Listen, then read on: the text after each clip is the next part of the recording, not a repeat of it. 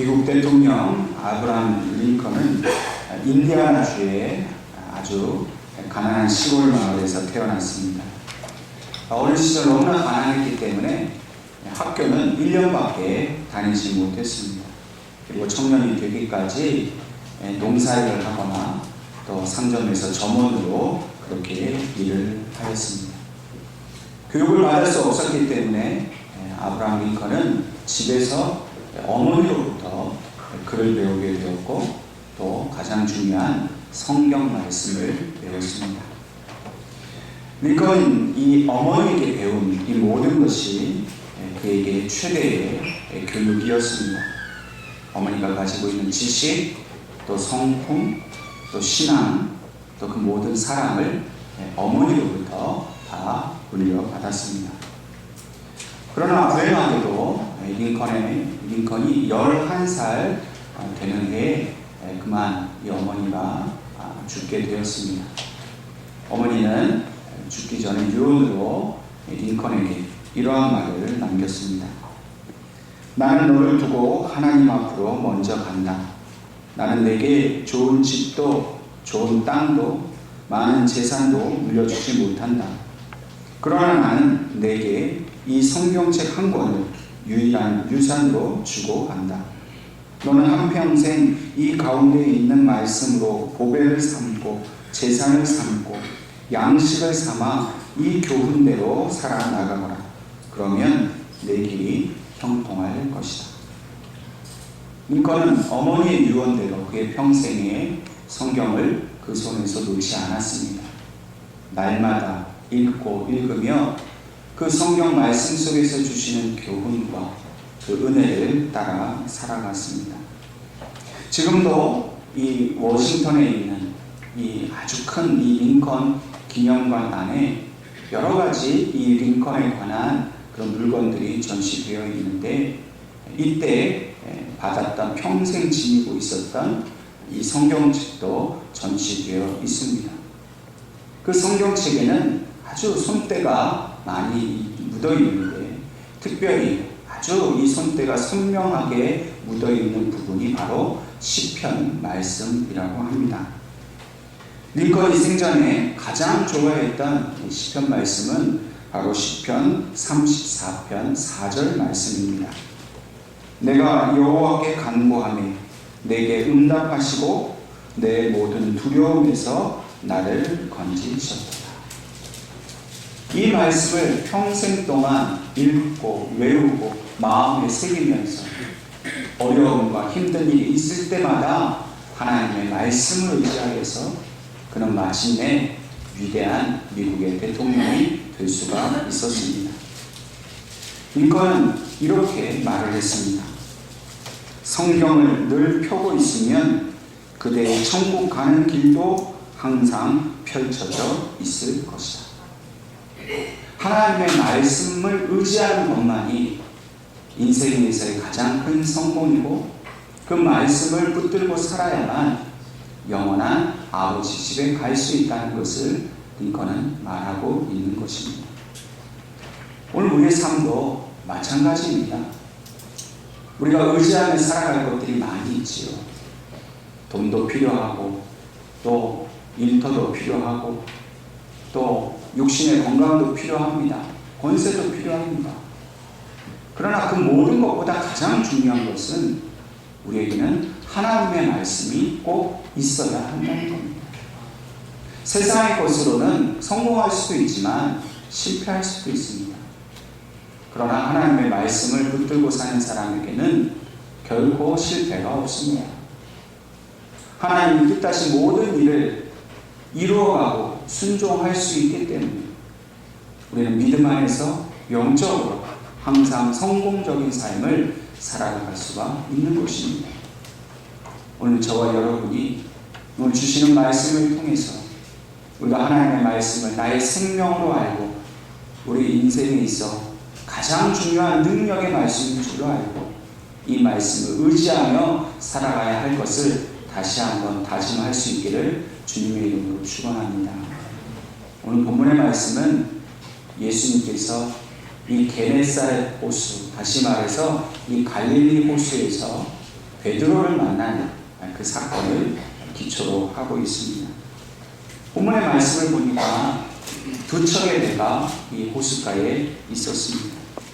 그리고 마치 그 모든 일을 마친 어부들이 그물을 씻어서 이제 그 일을 마감하고 집으로 막 돌아가려고 하는 그런 상황입니다. 그런데 예수님께서 그 두 배 중에서 한 배에 오르셨습니다. 그리고 마침 예수님을 따라온 그 수많은 사람들이 호숫가에 몰려든 것을 보시고 그 배 위에 서셔서 육지를 보시면서 사람들을 향해서 하나님의 말씀을 전하고 있었습니다. 예수님이 오르신 배는 바로 시몬 베드로의 배였습니다. 베드로는 예수님께 그 배를 잠시 빌려드렸는데 이 빌려드린 사건이 그의 인생을 바꾸는 그런 전환점이 되는 그런 사건이 되었습니다.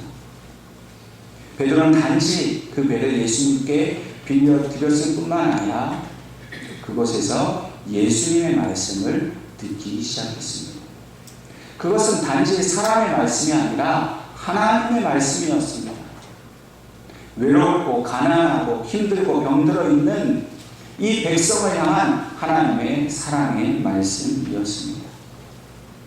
베드로는 밤새 고기 잡는 일을 하였기 때문에 매우 피곤한 상태였습니다. 그런데 그 피곤함에도 불구하고 예수님의 말씀을 온전히 경청하고 있었습니다. 피곤하면 잘 말씀이 안 들릴 법도 한데, 귀찮을 법도 한데, 베드로는 오히려 하나님의 그 말씀 앞으로 자신이 인도함을 받는 것을 경험하게 되었습니다. 그렇게 한참 몰입하고 집중해서 예수님의 말씀을 듣고 있었는데 말씀을 마치자마자 예수님께서 베드로에게 이렇게 말씀하십니다. 깊은 데로 가서 그물을 내려 고기를 잡으라 말씀하십니다. 언뜻 생각하면 예수님의 이 말씀은 베드로에게 있어서는 매우 불쾌한 말씀이 될 수도 있습니다. 베드로의 자존심을 건드리는 그런 말씀일 수도 있습니다. 왜냐하면 베드로는 이 갈릴리 호숫가에서 태어났습니다. 자랐습니다. 그리고 거기에서 어부로서의 삶을 평생도록 살아왔습니다. 다시 말해서 이 갈릴리 호수에 대해서는 베드로만큼 전문가가 없는 것입니다. 그런데 그런 베드로에게 밤새 지금 수고하고 허탕을 친 이 상황 속에서 예수님을 알지도 못하면서 깊은 데로 가서 고기를 잡으라 말씀하시니 객관적으로 보았을 때는 이 말씀은 결코 베드로에게 합당한 말씀이 아니었습니다. 그러나 중요한 것이 하나 있습니다. 베드로는 지금 아주 어려운 형편에 있다는 사실입니다. 우리가 알고 있는 대로 베드로에게는 장모님이 있습니다. 근데 그 장모님이 지금 열병을 앓고 있는 중입니다. 생계를 유지하기 위해서도 물고기를 잡아야 했지만은 더 중요한 이유는 장모님의 그 질병을 치료하기 위한 그런 약값을 벌어야 했습니다. 간절하고 절박한 심정으로 지난밤에 배를 몰고 자기가 잘 알고 있는 그런 물고기가 잘 나올 만한 시간에 또 물고기가 잘 나오는 그런 장소로 갔지만은 그날따라 왠지 전혀 자기의 경험과 자기가 해오던 데의 방식대로 그렇게 물고기가 쉽게 잡히지 않은 상황입니다. 빈 배, 빈 그물, 이것이 바로 베드로의 현실이었습니다. 그 호숫가에서 잔뼈가 굵은 베드로였지만 자기의 지식, 경험 아무 상관없이 그는 지금 홀로 빈대에 앉아 있는 것입니다. 허탈한 마음으로 또 상심한 마음으로 집에서 이제 그 고기를 잡아와서 밥도 먹고 또 장모님의 치료비도 돼야 하는 것을 기다리고 있는 이 가족들을 생각할 때 미안한 마음도 들고 그는 외로움 가운데 앉아 있었습니다. 그런데 예수님이 깊은 데로 가서 그물을 내려 고기를 잡으라 말씀하신 것이. 우리 같았으면은 예수님 뭐 알지도 못하면서 뭐 깊은 데로 가면 다 고기가 있는 줄 아십니까? 제가 여기서 평생 고기 잡은 사람입니다. 소용없습니다. 아마 그렇게 거절했을지도 모릅니다. 근데 어찌됐든지 베드로가 한마디도 예수님께 대하여 톱을 달거나 그렇게 예수님께 짜증 부리지 않고 그 말씀 그대로 순종을 했습니다. 이 일반적인 어부의 경험으로 보면 예수님의 이 요구는 가당치 않은 일입니다. 몰라도 너무 모르고 하는 소리입니다. 그런데 베드로는 왠지 그 예수님의 말씀에 순종하고 싶어졌습니다. 본문 말씀을 보니까 선생님, 우리들이 밤이 새도록 수고하였을 때 잡은 것이 없지만은 말씀에 의지하여 내가 그물을 내리이다 말합니다. 어부로서의 현실을 알려드렸습니다. 밤새 잡은 것이 없습니다. 그러나 당신의 말씀에 의지해서 제가 순종하겠습니다 하였습니다. 여기서 베드로가 말씀에 의지했다 하는 이 말씀이라는 말의 헬라어 원어는 바로 레마라는 말입니다. 물론 이제 신약 성경에는 다른 로고스라는 말도 말씀이라고 그렇게 번역되어 있습니다만, 오늘 이 레마라고 번역된 레마인 이 말씀은 과연 어떤 말씀을 말하는가 하면, 이 말씀은 하나님의 말씀이 내 안에 들어와서 나를 변화시키는 그런 능력의 말씀을 바로 레마라고 말하는 것입니다. 똑같은 말씀을 들었던 다른 사람들이 있습니다. 바로 제사장과 서기관과 바리새인들입니다. 근데 그들은 예수님의 말씀을 듣고도 그 마음이 변화되지 않았습니다. 예수님의 말씀을 듣고 오히려 그들은 분노하게 되었고 예수님을 더욱더 미워하게 되었습니다. 다시 말해서 이 바리새인, 서기관, 제사장들이 들은 말씀은 레마의 말씀이 아닙니다. 그냥 듣고 지나가는 소리와 같은 것이었습니다. 그런데 베드로가 지금 그 배에 앉아서 사람들에게 하시는 말씀을 들은 그 말씀은 자신의 내면을 변화시키는 하나님의 능력의 말씀, 다시 말해서 레마의 말씀이 되었던 것입니다. 베드로는 그냥 예수라는 선생이 한 좋은 설교 한 편을 들은 것이 아닙니다. 참 신기하고 재밌는 얘기네, 그냥 듣고 잊어버리는 그런 소리와 같은 말씀을 들은 게 아닙니다. 마치 오늘 자기 자신에게 하시는 하나님의 음성, 내 옆에서 말씀하시는 것과 같은 그 살아있고 생생한 자기의 그 중심을 꿰뚫고 들어가서 변화시키는 하나님의 능력의 말씀, 그 레마의 말씀으로 베드로에게 주님의 말씀이 들렸던 것입니다. 그랬기 때문에 베드로는 예수님의 말씀에 순종할 수가 있었던 겁니다. 예수님의 말씀을 듣는 순간 예수라는 분에 대한 신뢰가 생겨났습니다. 무리 중에 한 사람으로 그 말씀을 들었지만은 그 말씀을 듣는 순간 예수님께 대한 믿음이 생겨나게 되었습니다. 처음 베드로가 예수님이 배 좀 빌리자 얘기했을 때는 그저 한 사람의 랍비인 것으로 알았습니다. 근데 말씀을 듣고 그 말씀 가운데 하나님의 음성을 듣게 되고 자기의 삶이 변화받는다는 것을 느끼게 되니까 랍비였던 선생님이 자신의 주님으로 받아들여지게 되는 인식의 변화가 생긴 겁니다. 자기도 그냥 가만히 있었고 예수님도 그냥 그대로 모습이 있었는데 예수님이 하신 레마의 말씀이 자기의 심령을 변화시키니까 예수님이 바로 메시아인 것을 그가 알게 되었다는 것입니다.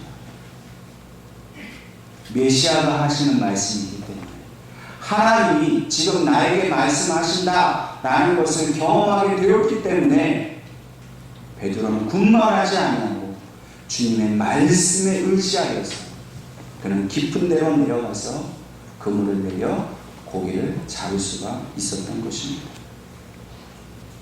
오늘 저와 여러분에게 말씀하시는 하나님의 그 말씀은 저와 여러분에게 어떤 말씀으로 다가오고 있습니까? 여러분, 오늘 지금 이 예배를 통해 저의 입술을 통해 여러분들에게 들려지는 이 설교가 누구의 말씀으로 들려지십니까? 그저 주일만 되면 목사님이 하시는 그냥 듣고 잊어버릴 설교의 한편으로 들려지십니까? 아니면 지금 내 삶 가운데 오시고 내 빈마음에 오시고 나의 무능함 가운데 오시고 나의 질병과 아픔과 상처 가운데 오셔서 나를 힘내라, 넌 내가 너와 함께 한다고 말씀하시는, 그래서 내 삶이 변화받기를 원하시고 내 삶이 정말 주님께 매인 삶을 살기 원하시는 그런 주님의 레마의 말씀으로 여러분들에게 들려지기를 간절히 축원합니다. 여러분, 그 말씀이 내 레마의 말씀으로 내 속에 들어와 나를 변화시키지 못하면 우리는 듣고 잊어버리는, 오히려 그 들은 말씀으로 인해서 분노가 일게 되는 바리새인과 서기관들과 별반 다르지 않습니다. 오늘 주님은 베드로에게 오셔서 그의 삶을 바꿔주시는 말씀을 주신 거예요. 오늘 이 설교를 통해서 하나님께서는 우리의 삶이 변화받기를 원하시고 우리의 인생이 180도 달라지기를 원하십니다. 성령께서 지금 여러분들의 마음을 붙들고 계세요. 이 설교를 듣고 이 누가복음의 말씀을 들으면서 너가 지금 베드로처럼 너의 경험에 의지하는 것이 아니야, 너의 합리적인 그 지식에 의지하는 것이 아니야, 오직 내가 너를 사랑하여서 하는 이 말을 의지하라고 우리에게 말씀하시는 겁니다. 사람들이요, 저 말은 내가 생각하기에는 옳지 않아. 하나님의 말씀이 절대적인 삶의 기준이 되어야 되는데 자꾸만 자기 경험, 자기 판단, 자기 생각으로 하나님의 말씀을 자꾸만 판단해야 돼요. 여러분, 내 생각이 하나님 말씀보다 앞서 있으면 결코 우리는 그물이 찢어지는 듯한 그런 물고기를 잡을 수가 없습니다. 내 인생의 문제는 해결할 수 없습니다. 내 노력으로, 내 힘으로 살아가는 사람은요, 성공할 수도 있지만 실패할 확률이 더 높습니다. 그러나 내 지식, 내가 아는 것, 내 경험, 이거 다 내려놓고, 이거 정말 베드로 사도 바울의 고백처럼 이 해로운 것으로 배설물로 알고 다 내려놓고, 하나님이 오늘 나에게 주시는 말씀, 내가 그것에 순종함으로 하나님의 말씀의 능력을 믿고 의지하며 나아갈 때에는 우리에게는 반드시 성공하는 일밖에는 없다는 사실을 기억할 수 있기를 바랍니다. 주님은 우리에게 말씀하십니다. 그리고 그 말씀을 의지하고 순종할 때 하나님의 놀라운 일들을 우리에게 보여주실 줄로 믿으시기를 바랍니다. 오늘 베드로가 이렇게 주님의 레마의 말씀, 자기의 삶의 가장 중요한 말씀으로 받아들였을 때 자신의 문제가 해결되는 것을 경험했습니다. 첫 번째, 그의 아픔과 연약함이 위로받고 또 해결함 받는 것을 경험하였습니다. 베드로는 한 가정의 가장으로서 무거운 책임감을 지고 있었습니다. 앞서 말씀드린 대로 생계를 책임져야 하고 병든 장모님을 도와드려야 했습니다. 그런데 주님의 말씀이 자기 심령에 들어와서 자기의 마음이 주님께 매여서 순종을 하다 보니까 물고기가 그 배에 가득 차게 되었습니다. 시편 94편 말씀에 여호와께서 내게 도움이 되지 아니하셨다면 내 영혼이 벌써 침묵 속에 잠겼으리로다. 여호와여, 나의 발이 미끄러진다고 말할 때에 주의 인자하심이 나를 붙드셨사오며 내 속에 근심이 많을 때에 주의 위안이 내 영혼을 즐겁게 하시나이다 말씀입니다. 오늘 베드로가 비어 있었을 때, 그가 위험에 처해 있고 아픔에 있을 때 주님이 찾아오셨습니다. 마찬가지로 하나님은 오늘 우리에게 그렇게 찾아오십니다. 우리의 모든 소망과 기대가 무너졌을 때 그때 주님이 찾아오십니다. 세상의 줄이, 의지했던 그 줄이 끊어졌을 때 주님이 우리를 찾아오십니다. 그런데도 우리가 주님의 말씀을 의지하지 못하는 이유가 있습니다. 그것은 내 배가 가득 차 있기 때문입니다. 주님의 말씀, 주님의 은혜로 가득 차 있는 것이 아니라 세상의 것, 자기 자랑, 자기 만족, 자기 교만이 가득 차 있을 때는 결코 주님이 우리를 찾아오지 않으십니다. 그것이 비워져야 됩니다. 욕심내는 것, 욕망하는 것, 자랑하는 것, 주님보다 세상을 더 많이 사랑하는 그 마음이 온전히 비워져서 철저하게 우리의 심령이 가난해졌을 때, 그때 우리가 주님이 찾아오시는 것을 경험하게 된다는 것이지.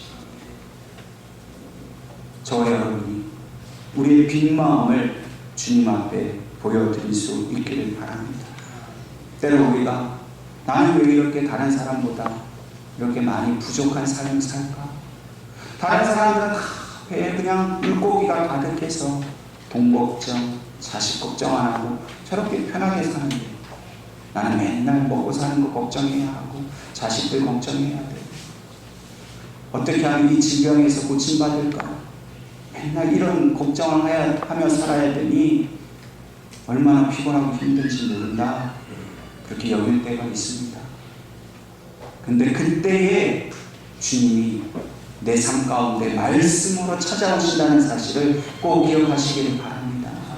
여러분, 그렇게 힘들고 비어있는 내 삶 가운데 예수님의 말씀이 없다면 우리는 얼마나 불쌍한 사람입니까? 그러나 하나님 우리를 사랑하시기 때문에 우리가 비어있는 것을 그냥 내버려 두시지 않으십니다. 우리가 아파하는 것, 괴로워하는 것, 낙심하고 절망하여 고통스러워할 때에 더욱더 주님은 우리에게 찾아오기를 기뻐하십니다. 그리고 우리에게 말씀하십니다. 그때 우리는 어떻게 해야 합니까? 베드로처럼 그 말씀을 의지하고 순종해야 합니다. 여러분, 순종은 무엇을 말합니까? 네, 알겠습니다. 대답만 하는 게 순종이 아닙니다. 베드로가 예수님께서 깊은 데로 가서 그물을 내려서 물고기를 잡으라 했을 때 순종 말만 하지 않았어요. 그 말씀하신 그대로 행동했습니다. 여러분, 오늘 여러분들이 말씀을 들으시죠? 아멘만 하고 돌아가시면 안 돼요. 말씀에 의지하여서 그물을 내립니다. 오늘 하나님께서 저를 통해 여러분에게 주시는 말씀에 아멘 주님 그렇습니다. 제가 그렇게 하겠습니다. 기도하겠습니다. 말씀 붙들겠습니다. 믿고 그대로 순종하겠습니다.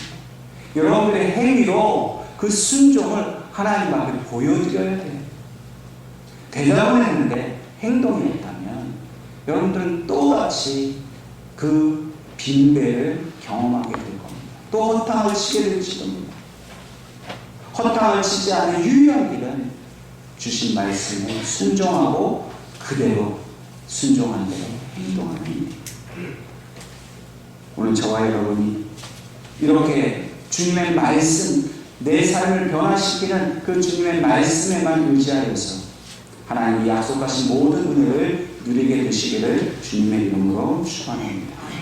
두 번째로 이 말씀에 순종하게 되었을 때 베드로는 자신의 참모습을 발견하게 되었습니다. 8절 말씀에 보니까 시몬 베드로가 이를 보고 예수의 무릎 아래 엎드려 이르되 주여 나를 떠나소서 나는 죄인으로소이다 이렇게 말했습니다. 베드로는 지금 이 믿기 어려운 기적 같은 일을 보고서 너무 놀랐습니다. 물론 한편으로는 좋기도 했습니다. 이제 이렇게 물고기를 많이 잡게 됐으니 집에 가서 제 가족들에게 또 장모님께 잘해드려야겠다. 그런 생각도 들었지만 그런 좋은 마음보다도 무서운 마음이 더 커졌습니다. 아니 어떻게 이런 일이 일어날 수 있을까? 도무지 믿어지지 않는 그 사건 속에서 베드로는 예수님 앞에 무릎을 꿇게 되었습니다. 그리고 그 주님을 향해서 나는 죄인이라고 고백하게 되었습니다. 오늘 우리도 내게 주시는 살아있는 하나님의 말씀, 그 생생한 하나님의 능력이 나에게 임한 것을 경험하게 되면요, 내가 죄인인 것을 깨닫게 됩니다. 레마의 말씀으로 듣지 않고 그저 한 귀로만 듣게 되면요, 자기가 죄인인 것을 알지 못해요. 여전히 내 기준으로 나만 옳다고 생각하고 교만에 빠져서 다른 사람을 정죄하고 비난하고 판단합니다. 살아있는 하나님의 말씀을 경험하지 못한 사람은 자유죄를 깨닫지 못해서 그 십자가에서 내 죄를 위하여 죽으신 예수님의 은혜도 알지 못하게 됩니다.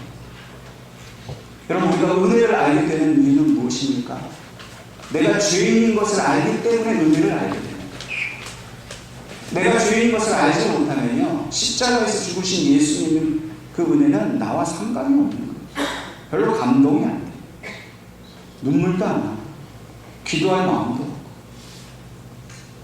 나 같은 죄인 살려주신 주님의 은혜, 정말 나는 죽었는데 예수님이 나를 대신해서 죽으셔서 살려주셨다는 것을 경험하게 될 때에 우리는 한없는 감격과 위로와 은혜를 얻게 되는 것이죠. 베드로는 참 복이 있는 사람입니다. 그가 예수님을 따라가려고 했던 것도 아닌데 예수님이 일방적으로 찾아오셨어요. 자신이 죄인 되었고 예수가 아니면 자기는 결코 행복할 수 없다라는 이 놀라운 복음의 진리를 예수를 만남으로 그가 경험하게 된 것이지. 오늘 저와 여러분도 우리의 배에 물고기가 가득 차게 됐다고, 이제 내가 잘 먹고 잘 살게 되었다고, 그래서 좋다고 기뻐하고 은혜가 라고 그렇게 하지 않기를 바랍니다. 진짜 그 기적을 통해서 나를 살리시는 분은 오직 예수님 한 분밖에 없다는 사실을 알게 된 것으로 여러분들 은혜로 삼고 그것으로 인하여 평생 동안 주님을 따라가는 주님의 귀한 제자가 될 수 있기를 바랍니다. 마지막으로 오늘 본문 10절과 11절 말씀에 예수께서 시몬에게 이르시되 무서워하지 말라, 이제부로는 내가 사람을 취하리라 하시니 그들이 베드로를 육지에 대고 모든 것을 버려두고 예수를 따르니라 말씀하셨습니다. 베드로가 자기의 존재를 깨닫고 예수님을 하나님의 아들로 인정할 때에 그의 삶이 완전히 바뀌었어요. 그저 호숫가에서 어부로서 물고기나 잡아서 하루하루 먹고 살던 그런 베드로가 아닙니다. 이제는 사람을 낳게 되고 사람을 살려내는 새로운 차원, 새로운 사명의 삶을 그가 살게 된 것입니다. 여러분, 사명이요, 우리에게 너무나 중요한 것. 내가 무슨 사명으로 사느냐, 그것은 자신을 가치 있게 만드는 겁니다. 내가 주님께 어떤 사명을 받았느냐 하는 것은 내 남은 삶을 어떻게 살아야 하는지에 관한 그런 비전의 문제가 됩니다. 사명을 받은 사람은 전혀 새로운 삶을 살게 되는 기쁨을 누리게 되는 것입니다. 여러분, 세상은 사명을 받은 사람들이 움직입니다. 세상을 변화시키고 세상을 좀 더 좋게, 좀 더 밝게, 좀 더 바람직한 방향으로 이끌어가는 것은 바로 이 레마의 말씀을 받아들이고 그 말씀에 순종하는 창조적인 소수들이 그 일을 해내는 것입니다. 오늘 하나님께서는 저와 여러분을 그렇게 하나님의 뜻으로 세상을 변화시키는, 영혼을 구원하는 일을 위해 우리에게 사명을 주시고 우리를 부르신 겁니다. 사도 바울도 주님께 이 은혜를 얻었습니다. 빌립보서 4장 12절 13절 말씀에 나는 비천에 처할 줄도 알고 풍부에 처할 줄도 알아 모든 일 곧 배부름과 배고픔과 풍부와 궁핍에도 처할 줄 아는 일체의 비결을 배웠노라. 내게 능력 주시는 자 안에서 내가 모든 것을 할 수 있는 거야. 여러분, 바울이 말하는 내가 모든 것을 할 수 있다는 것은 내 배에 물고기를 가득 채울 수 있다는 것이 아니라 이제는 주님이 어떤 자리, 어떤 모습으로 부르셔도 나는 주님이 원하시는 일, 아버지께서 원하시는 모든 것을 할 수 있는가 라고 고백하는 겁니다. 오늘 저와 여러분이 주님의 그 레마의 말씀 우리에게 주시고 우리가 삶이 변화되기를 바라고 우리가 주님에게 남은 삶을 다 맡겨드림으로써 정말 주님이 기대하시는 일이 무엇입니까? 복음을 전하는 일입니다. 사람을 취하는 일입니다. 사람을 나눌 어부가 되는 일입니다. 그것이 오늘 여러분들의 가정에게 주신 하나님의 사명이고 우리 교회에게 주신 하나님의 사명입니다. 밤새도록 수고했지만 거둔 것이 없어서 허탈하고 힘드십니까?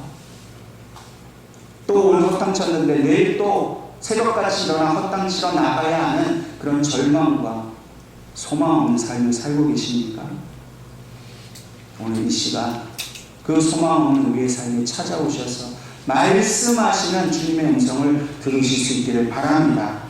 그것은 말씀은 나에게 주셨어요.